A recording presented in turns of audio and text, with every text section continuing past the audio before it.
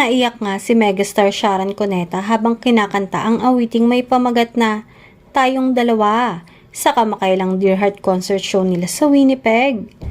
Si Sharon ang nagsimula ng kanta, tapos bigla na lang siyang naiyak sa part na may lyrics na kapwa nasasaktan, bakit tinitiis pa rin ang isa't isa? Lagi na lang bang ganito ang buhay? At tuluyan na nga siyang umiyak at tumalikod sa audience habang nagpupunas ng luha. Itinuloy na ni Gabby ang pagkanta habang kinocomfort si Mega at nakahawak sa bewang nito.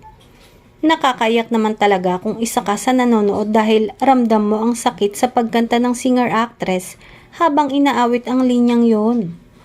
Samantala, mukhang patindi ng patindi ang mga pasabog ng Shagab sa bawat show nila. Noong una ay medyo may konting ilang pa.